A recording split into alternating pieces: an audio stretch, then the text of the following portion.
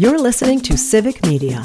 You can tune into any of our live shows on any radio station across the state with the Civic Media app. Find us in your phone's app store and listen anytime, anywhere.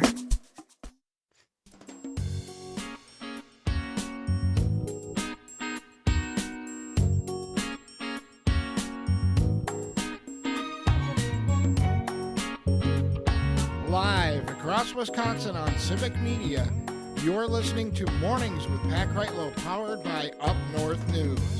Now, from our Lake Wissota studio, here is the founding editor of Up North News, Pat Kreitlow. Well, good morning. It is 7:06. It's nice to have you back up here, up north on this Thursday morning, June 26th. Parker Olson is in Madison Studio A2. Brittany Merlot is standing by with the forecast as well.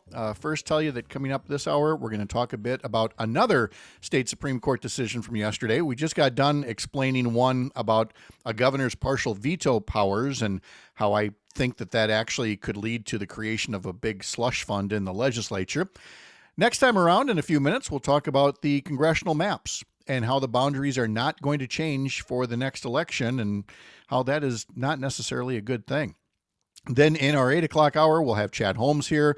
We'll have Melissa Baldoff with our climate check report. We'll talk to Sean O'Malley about your money in the markets. And if you missed it earlier, Sharita Booker will tell us about some of the big events happening around Wisconsin this week.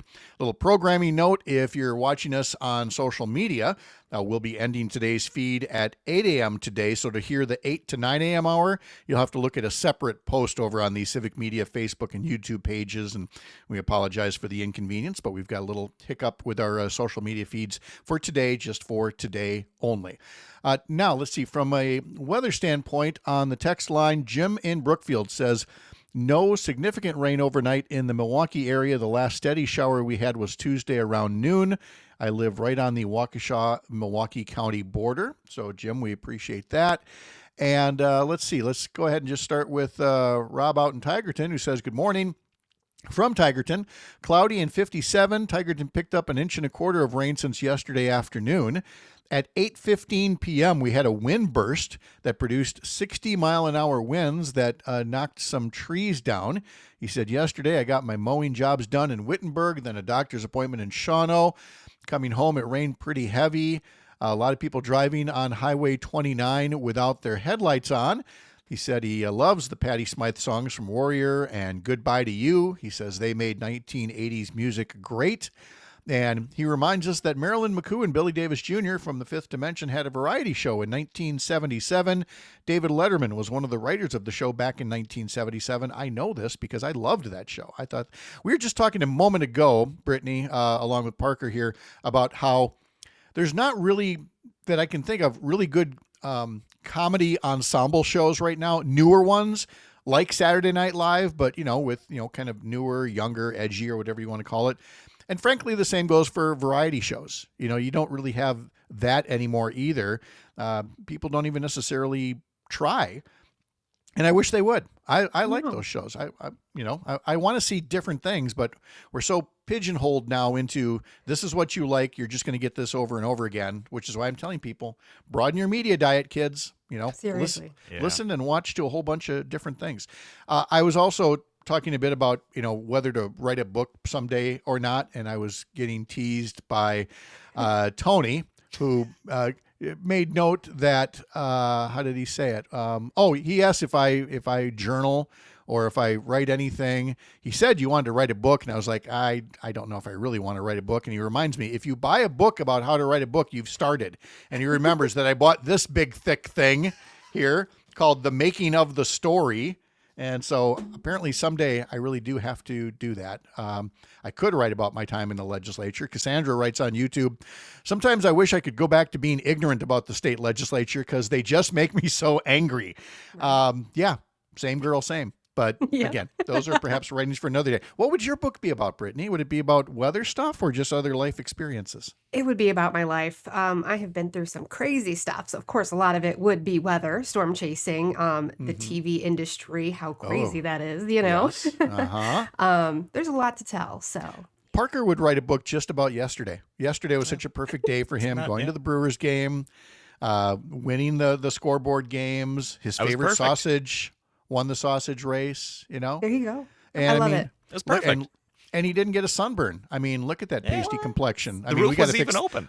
We have to fix the camera, I'm but still I mean, this white. still, it's still how he's looking. So we got about 2 inches of rain here in the Chippewa Valley. How are things looking elsewhere? Oh, pretty soggy out there, and we've got more rounds to go today. So we've got spots of fog far southeast, also into parts of central Wisconsin this morning. It's muggy, sticky out there, mostly cloudy across the state. 55 degrees up north, about 73 degrees right now down south. As we go through the day, light rain is going to start to roll into parts of northwest Wisconsin later this morning.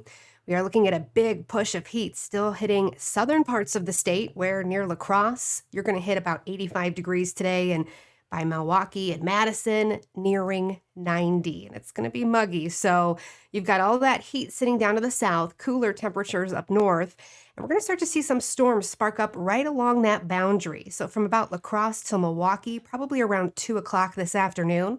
Now, some of those could be strong, some of those could be severe, and we do have a risk for high winds and tornadoes today. 1 or 2 could happen. We had one yesterday just east of La Crosse in St. Joseph. So that risk's still here today again, and it's a slight risk. Pretty much areas south of La Crosse through Richland Center, Reedsburg area is in that area, and then to just west of Madison. So when I think it's going to get strong to severe into that little area is probably around 10 o'clock tonight. Because first, yes, we have those storms sparking up in the afternoon along the front, but then the cold front actually moves through and swings in another line through later tonight. So that probably hitting central areas around 10 o'clock, maybe Milwaukee, Green Bay, probably around midnight or so. And then we finally dry things out. We have a dry day in store for tomorrow, but after we pick up a good 1/2 inch to another 1.5 inches, potentially widespread today, with some places possibly getting more underneath some of those strong storms. So flash flooding is still a risk as we go through the day. And again, keep an eye out for tornadoes and damaging winds later tonight. It just feels like we're walking around in a pair of soggy socks.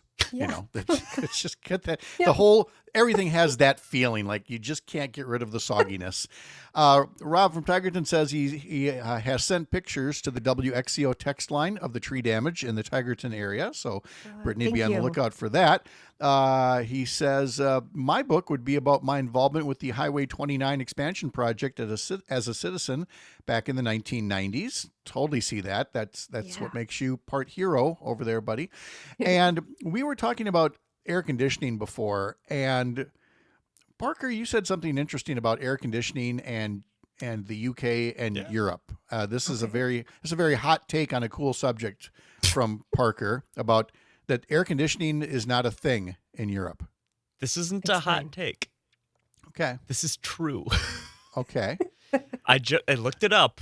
You looked it up. 20% of houses in Europe have air conditioning. That's it. Okay. Sounds like the Northwoods by Lake Superior. I feel like only 20% of those houses have. Well, yeah. air See, if you don't conditioning. need it as much, exactly. Alicia says, I heard someone from the UK say the U.S. can't have humidity except on the coast because we are a huge landmass. No, and we were on a Courier newsroom call, nationwide with all the editorial team yesterday, and somebody talked about corn sweat. And I wish you could have heard the people on the coasts going, what?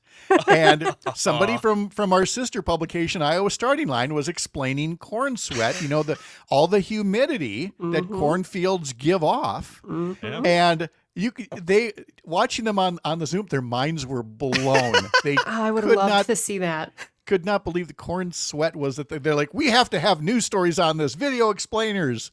And Right. Brittany, honestly, Brittany, I think you ought to do the same. I think a video explainer of corn sweat would be ideal for you. That is a good idea. I'm going to do it. Thank you, Once Pat. that corn gets a little cold. And then from CT on YouTube, Conrad is right about the AC in Europe. And then he follows up with, sorry, Parker, I got my Civic Media producers mixed up. It says my name. Close, but no. But yeah, and he goes on to say domestic residences don't have it. So there you go. Wow. And Tony says, when we were buying houses, I can vouch for very few houses having AC. We did find one, he said, and corn sweat is common in July and August, according to Robin Tigerton. So here we go. We're doing 6 things at once, and everybody's commenting on all of them. I love this. It. This is I love it too. Let's change the call letters of your local station to WADD at this point. So, well, can I chime in then? Let's go. So back in the day, before AC was like a huge thing and stuff like that, they would take ice from the Great Lakes, take it all the way down south, and then put it under the floor. Oh, cool. How cool. Indeed. Quite literally. Wow. And the thing is, they knew that with, sawdust or other, ways to insulate it, you could get that ice to last a good long time and still do its thing. So I love it. That's why you got the Great Lakes sweatshirt on. You know your Great Lakes and your ice. I do. I really All right. like that sweatshirt. Thank you, Brittany. You're welcome. Talk to you in the next hour here. It is 7:16 right now, and I mentioned Parker being at the Brewers game, and it was a good one. Milwaukee's Jacob Mizorowski threw 5 shutout innings in only his 3rd major league start, and the Brewers got to Pittsburgh ace Paul Skeens and beating the Pirates 4-2 on Wednesday afternoon. Now, Skeens is the 2024 NL Rookie of the Year, but in the 2nd inning, all 9 Brewers came up to the plate. Skeens had never done anything like that, with 9 hitters, 4 runs, 4 hits, 37 pitches in the inning, and he only lasted 4 innings total, Skeens did. Though, to be fair, Pittsburgh's defense didn't do him any favors either. Mizorowski now has 3 wins in his 3 outings. He's only given up 3 hits in his first 3 career starts. That hasn't been done since at least 1901. The Brewers are off today, then Colorado comes to town for 3 games this weekend. For the Brewers Colorado games, you can listen starting tomorrow on stations in Richland Center, in Oshkosh, Racine, Kenosha, Park Falls, and Hayward for that series. And then let me just look ahead here since we're getting excited about the Brewers again. So we got the Colorado series this weekend at home, and then they hit the road for the first week of July next week. They play next week at New York to play the Mets Tuesday, Wednesday, Thursday. And then on the 4th of July, they start a series in Miami against the Marlins there on the Friday, Saturday, Sunday. And then their next home series starts Monday, July 7th. Ooh, against the LA Dodgers. That could be fun. Oh, my goodness. What if it was Shohei Ohtani versus Jacob Mizorowski? Ooh. Parker, you got to go back. I mean, you were good luck for this one. Man, you got to go again. I think so. This sounds like we've got something going on with Miz. It sounds like he can just mow down other pitchers. How great would that be? This would be awesome. Oh, my goodness. Yes. All right. In a little bit, we're going to talk about a state Supreme Court decision on keeping the congressional maps in place, at least for one more cycle. And I'd also like a little bit more of your opinion on the governor's demand that child care accounts be funded for child care. It was something that was made in a Facebook comment to Republican State Senator Romaine Quinn. Senator Quinn was crowing about the state Supreme Court knocking down the way that Governor Evers had attempted to veto funding for the literacy programs. But then somebody brought up child care, and Romaine Quinn wrote this: "The state is constitutionally required to pay for the education of children, but not for their child care. There are people who believe that child care expenses should be the responsibility of the parents and not the taxpayers, especially taxpayers who don't have kids or those who make the sacrifice to stay home and not work.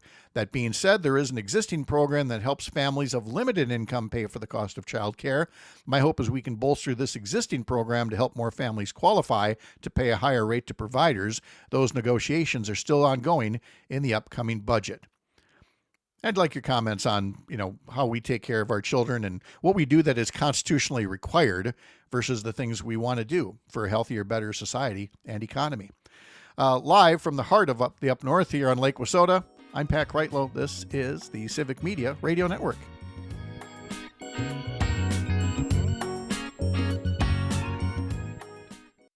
You're listening to Civic Media. Stay up to date on the latest news and information for your local community and Wisconsin by signing up for our free email newsletter. Visit civicmedia.us/email to get started.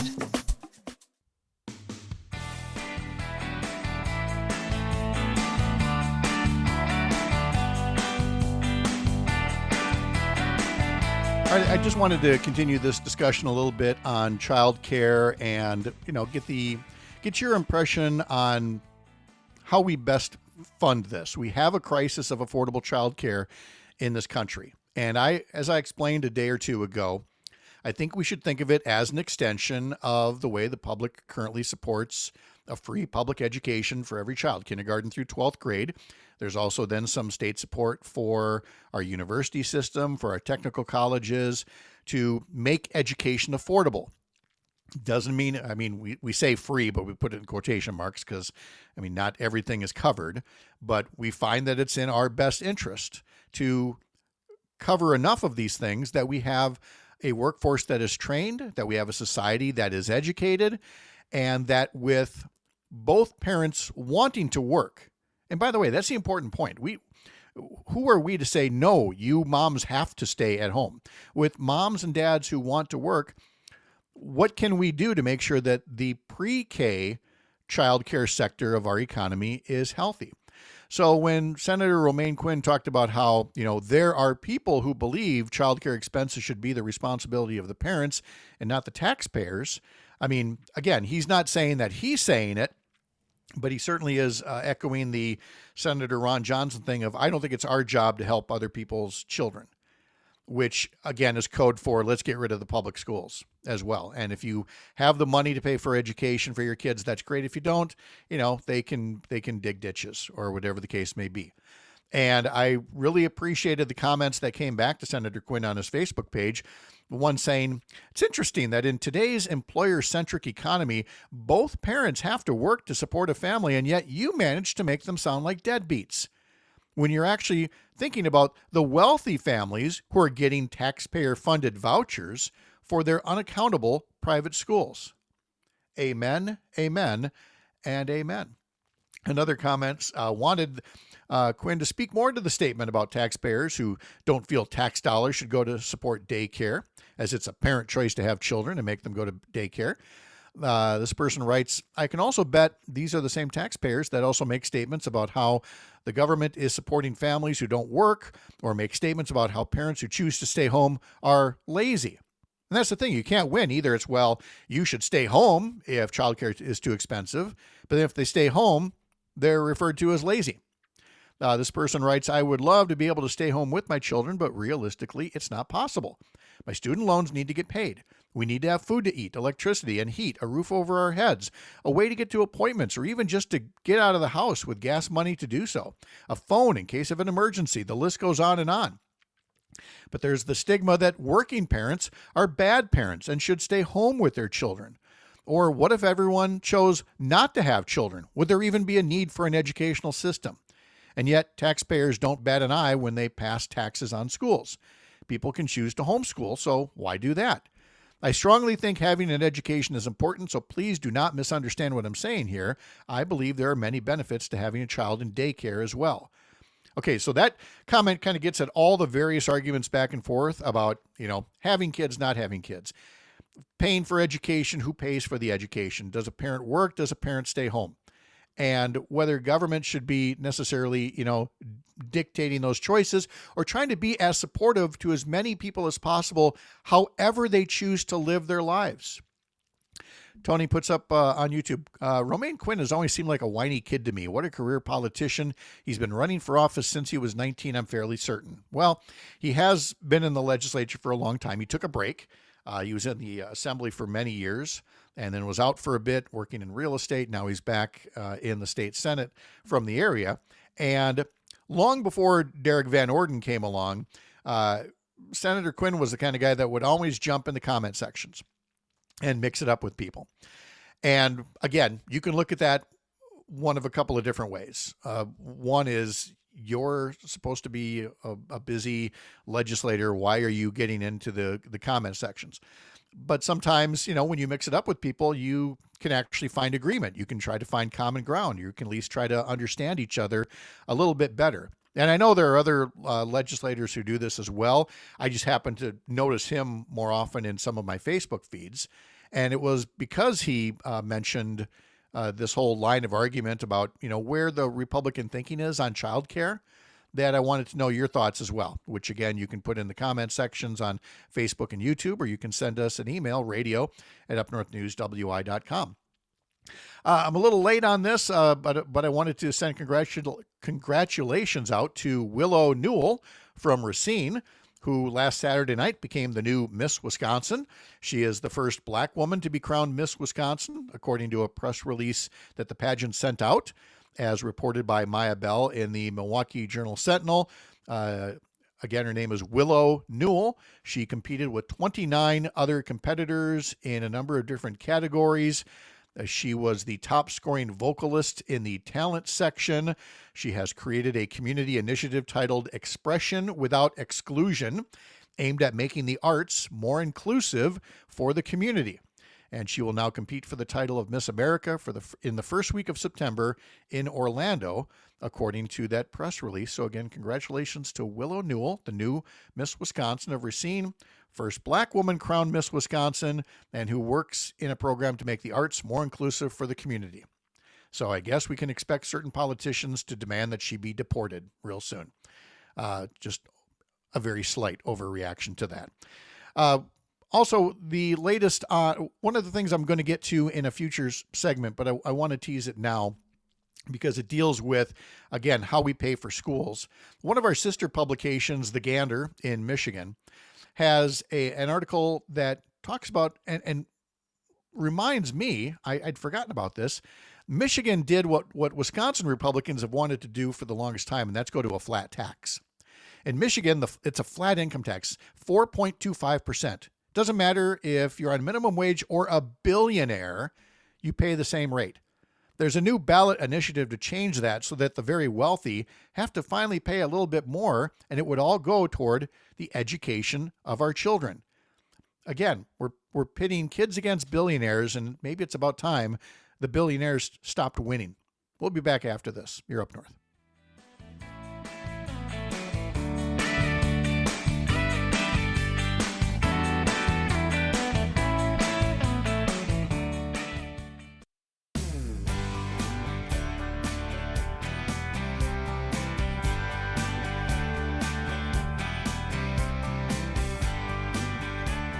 Up North News is part of Courier Newsroom, a pro-democracy newsroom, and it includes not just Up North News, not just all these other state outlets, but some national newsletters and podcasts and video programs as well that I wanted to tell you about. For example, there's a video series from Courier Newsroom with Akilah Hughes called How Is This Better? And this week, Erasing Jackie Robinson. The baseball legend broke barriers on the field, but his legacy off the field is under attack. And in the latest episode, Akilah Hughes explores how the Trump administration is trying to rewrite history in its crusade against diversity and equity and inclusion. Guests Roy Wood Jr., Jeremy Taki, and the nation's Callie Holloway unpack why it's important to defend history and what DEI efforts are actually designed to achieve and what they prevent. Like a bunch of mediocre white guys running our government. You can watch How Is This Better on YouTube. You can watch or listen on Spotify. You can listen on Apple, or you can watch right from the Courier website, couriernewsroom.com. Again, How Is This Better? A Courier production with Akilah Hughes. Speaking of Spotify, this is my chance to remind you that if you ever miss an episode, you can certainly go back to the Civic Media website. We under the shows, every show is listed hour by hour. You can listen back, but it would be more convenient if you just simply potted this program, went to Spotify, subscribe to us as a podcast, and that way you don't have to listen every day, but you've got the episodes right there and can go back and listen on Spotify or Apple, or again at the Civic Media website. And I think that would be especially important given that in the last hour in this particular segment, it took me a good 10 minutes to explain the state Supreme Court decision yesterday that undid one of Governor Evers' partial vetoes dealing with funding for literacy programs in the state. It took a good 10 minutes to explain how the legislature kind of played the shell game. And instead of like at American Family Field, the scoreboard game where the ball is under 3 baseball caps and they shuffle them all around, here it was 3 bills and they shuffle those around and where's the money? And the governor partially vetoed one of the bills, and the state Supreme Court said, no, that isn't actually the one where the money is allocated, so your veto doesn't stand. And I think that that's not a great precedent to set, because now you have a joint finance committee that has been given the green light to create a great big slush fund for itself. But I'm not going to repeat all that back. So head over to Spotify, listen to last hour's podcast for the full explanation. And by the way, thank you. A couple of folks sent very nice notes thanking me for the explanation of the Supreme Court decision.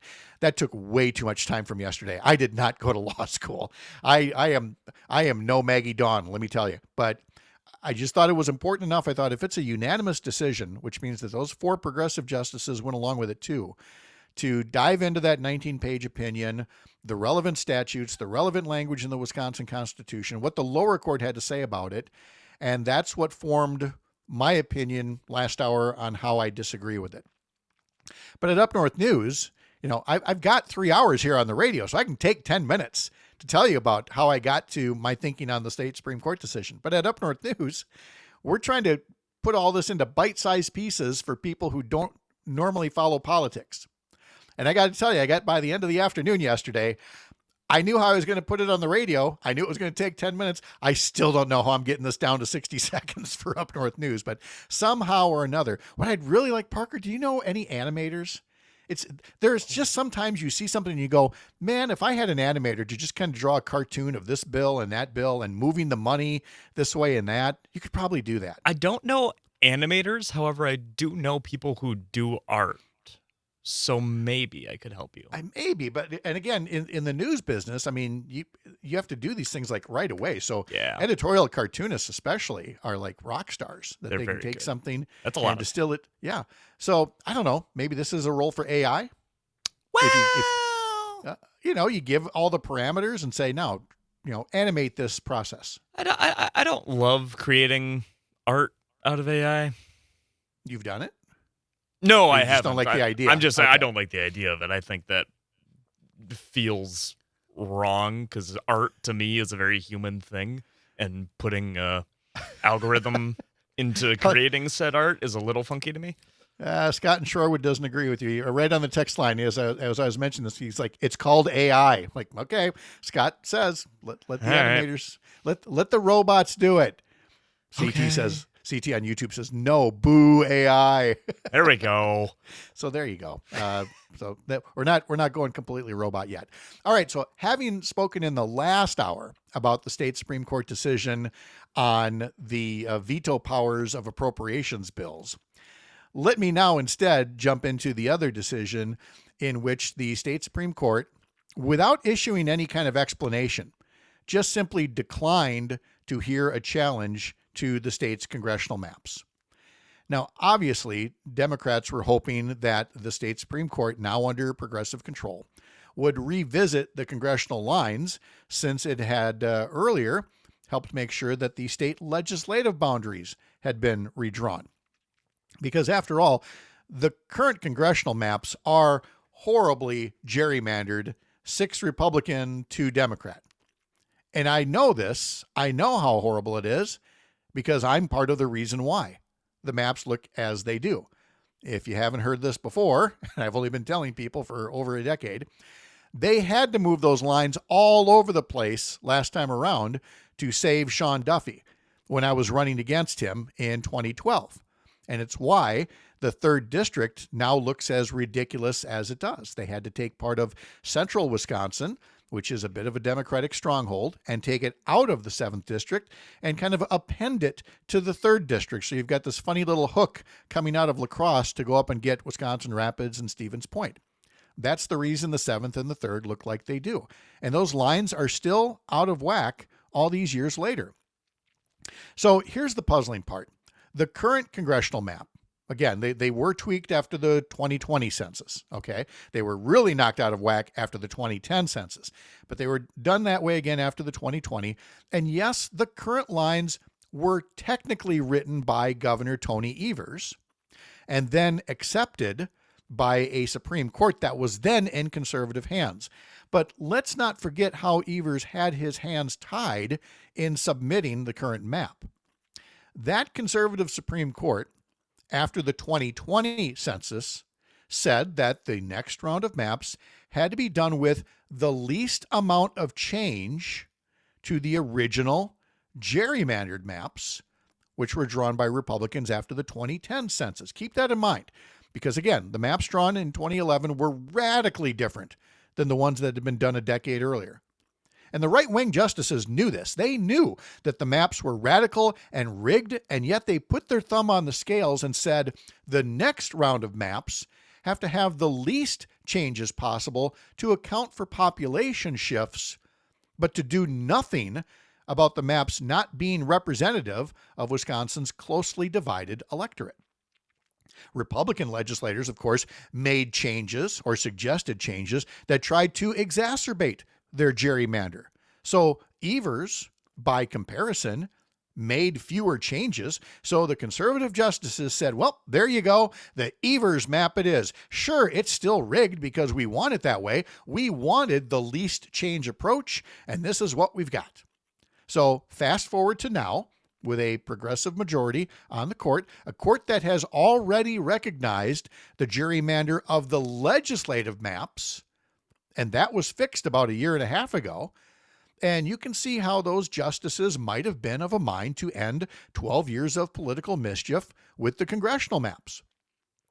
So a new challenge was filed to the congressional maps saying that the least change standard was clearly wrong, and that there's never a bad time to do the right thing, so let's fix the congressional maps now too. But the justices decided yesterday not to hear any new challenge, and they declined to issue any comment about it. No comment at all from the justices, just a rejection. Now, they know the least change standard from the prior court is bogus. And believe me, if the tables were turned, if Democrats had done this and the court was now back under conservative control, do you think that those right-wing justices would say, well, it's all settled, no need to hear any challenge to it? Oh, heck no. And so Wisconsin, a 50-50 state, sits here with 75% of its seats with embarrassing Republican representation from the likes of Tom Tiffany, Tony Weed, and Derek Van Orden. 25% of Wisconsin's seats go to Mark Pocan and Gwen Moore. In a 50-50 state, all those progressives who live outside of Madison and Milwaukee, and there are a lot of them, have zero voice in Congress.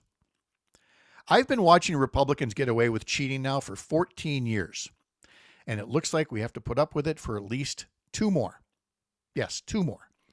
I know some would say, well, now we have to wait till after the 2030 census before we can draw new maps, right? Not necessarily. I don't believe there's anything that says states can't redraw the lines mid-decade. It's not traditional, but it can happen because, like I said, there's never a bad time to do the right thing. So if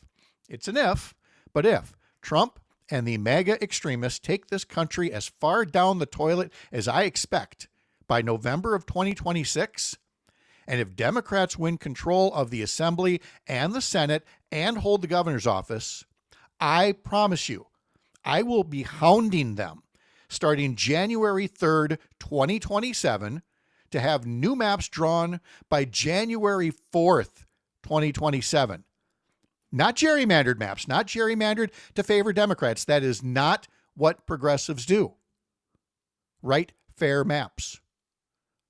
That's how it used to be in this state. Once upon a time, Democrat Dave Obey and Republican Tom Petri would sit down and they would figure out how to draw fair maps because they respected Wisconsin voters. They respected every Wisconsin voter, whether they supported Republicans or Democrats. They knew voters deserve a chance to have a say one way or the other in fairly drawn districts. We've got to get back to that here in Wisconsin. Derek Van Orden is not going to give all Wisconsin voters that level of respect, or Scott Fitzgerald, Glenn Grothman, Brian Stile, Tony Weed, Tom Tiffany, Robin Voss, Devin LeMahieu. Is there a snowball's chance in hell that they could show that kind of respect to all Wisconsin voters with fairly drawn maps? No. Their record is clear. This court decided not to fix those rigged maps yesterday, so it's up to Wisconsin voters next year to determine if they should get to choose their representatives, or if the politicians get to keep choosing who they want as the voters.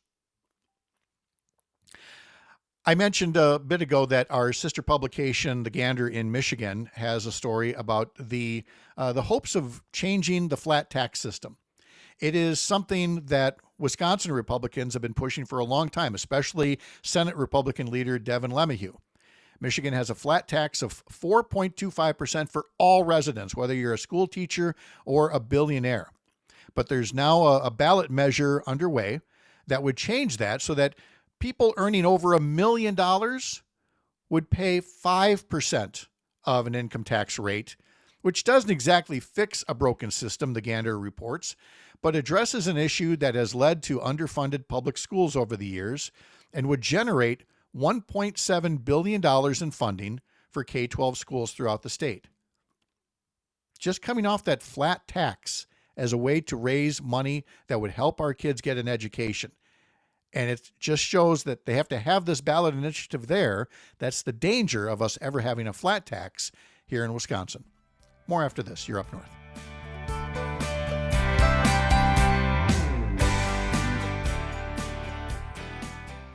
You're listening to Civic Media.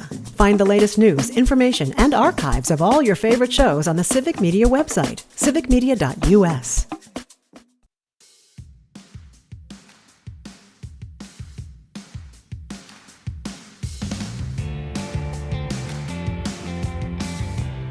You may have noticed that Todd Alba, normally heard on Wednesdays at 7:50, has moved over to Thursdays at 7:50. And, for those first couple of weeks, you want to get it right. Sometimes you forget. And, Todd would remember, come on over. I reminded him again yesterday. We'll see you Thursday at 7:50. Parker, anywhere in my show notes, does it reflect that Todd Alba was going to be here at 7:50 on Thursday today, or did I forget? Certainly not in the show notes. No, it's not in the show notes at all. So Todd is here. Todd Alba, Civic Media host, 2 to 4 in the afternoons, is here. Todd is in some kind of a robe. Todd is in the, is that the lotus position? What is this? Is that incense burning behind you? What is going on? What? Patrick, Parker, I am meditating this morning. Oh my. I am in a Zen state because yesterday on our show, Pat made his usual appearance, which we always appreciate, and he came loaded for bear. And he said, tomorrow morning on my show, I'm going to do the same thing to you. I'm going to gin you up. And so today I have resolved through meditation, through reflection, through self-conscious and metaphysical thinking, I will not be riled up. Well, good, because I totally forgot what we were fighting about yesterday. It dealt we weren't with fighting. You were ginned up about. Well, it wasn't first off Court. About the Supreme Court cases, Yes. but then it led you into. I think it dealt with the New York mayoral election and whether this means that if Governor Evers doesn't run for a third term, if Democrats are going to go all AOC and put some lefty left in there who's going to get, blown out in 70 out of 72 counties. And my contention was that Wisconsin is not New York City and that, the Democratic Party, if the governor doesn't run, is not going to put up somebody so far to the left that they are unrecognizable to the rest of Wisconsin. But I don't believe you were as confident in that assessment. No, I think I've had a night to sleep on it. I just thought meditate, and meditate, right? Mm-hmm. A little bit. Went down to the lake last night. That's what lakes could do to a person, and beverages thereof. And so felt a lot better about everything. No, I just in all seriousness, the point I was making yesterday was I thought it was interesting. I think New York City, the mayor's race, is not an accurate example because Mario Cuomo is such a terrible Andrew quote Cuomo. unquote. Yeah. I was thanking but maybe something if Mario was still running. Mario was a saint, but and again, Andrew Cuomo. the country missed its chance with Mario Cuomo. But anyway, Andrew Cuomo, that's another matter. He's just a terrible candidate. And so you had a guy named Mondami, who was a self-avowed socialist Democrat. Someone Colbert, suave, debonair, well-spoken, articulate, intelligent, likable, self-deprecating. But some of his political views, some people, I'm not necessarily saying myself, but some people would say they're extreme to the left. And I just said yesterday our show that type of a candidate, I don't think would play well statewide in Wisconsin, because in a Democratic primary, Democrats really only have to, if you turn out the world in Dane County, Madison in particular, and Milwaukee County, it's game over. I want to share just the subject line of an email from somebody who used to be a boss of mine and has since gone so crazy right wing that it's just actually it's a tragedy.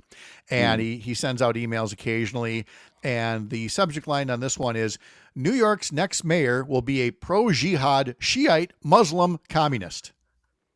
Now see, that's an example of extremism to the right. Yeah. Yes. My goodness. that's just ridiculous.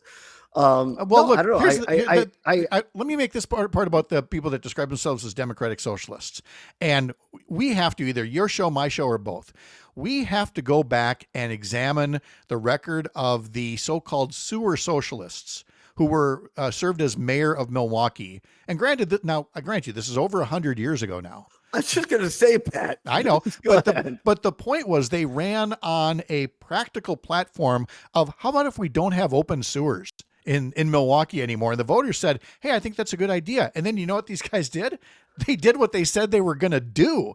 And so Milwaukee is still the only major American city that has had like 3 different socialist mayors, because they did what they said they were going to do. If this guy in New York does, half the things that he says he's going to do, will those be bad things? And I'm going to answer my own question. I don't know, because I haven't really paid attention to the New York mayoral race. I think like a fair housing, I think that's a great thing. I don't think that's radical at all. So yeah. I just think, well, I mean, time will tell, as they say. Time will tell. I think it gave people a little a moment, at least for me, to say, my friend and colleague Dan Schaefer, I'm not sure. I'm not really on board with his take that Governor Evers should not run for a 3rd term, because I just think if you open it up in this environment, there are people, this, Pat, in the Wisconsin Democratic Party that are much more to the left than I think that the Evers Johnson voter in Wisconsin is going to be willing to vote for. I have not talked at all about the new Marquette poll. The headline is 55% of people say Evers should not run for a 3rd term, but even more people than that said Scott Walker shouldn't run for a 3rd term. So you've got that going for you. And if you break it down by partisan leaning here, you've got Democrats much more united behind Evers than Republicans were behind Scott Walker, which again is all to say, who knows? Who knows where this all? And if Evers wants to run, let me put it very directly. If Tony Evers wants to run, Tony Evers is going to win. Period. End of sentence. There's nobody I can think of that could run against Tony Evers and win. Not that he's all that, but I know the kind of folks the Republican Party is likely to put up. So, we can talk about the difficulties all day long, but if I got to put a marker someplace, if I got to come out hot to the Zen that is Todd Alba, it's that Tony Evers, if he wants to run, is going to win. So meditate on that. Also, kudos to the Wisconsin Supreme Court. They looked at the Democratic Party and said, we're not your witch. And so I think they made the right decision yesterday. Because don't forget, Patrick, back in 2002, when they redid the maps and they made the 3rd district go over and take to Stevens Point, that wasn't done for a Republican. That was done for Democrat Ron Kind, because it was an incumbent map. Democrats are equally as guilty on congressional gerrymandering as Republicans. I think the Supreme Court made the right decision. Todd Alba, 2 to 4 afternoons. Thank you, buddy. Go back and relax. Chad Holmes and Sean O'Malley and Melissa Baldoff, all coming up in our next hour here up north. The national news cycle never stops, but it can be hard to find news about your local community. Civic Media is dedicated to providing quality local and state news coverage across Wisconsin. With the Civic Media app, you can get notifications about local stories that matter to you and your community. Find the free Civic Media app in your phone's app store and choose notifications from the menu to tell us what kind of news you want to hear about.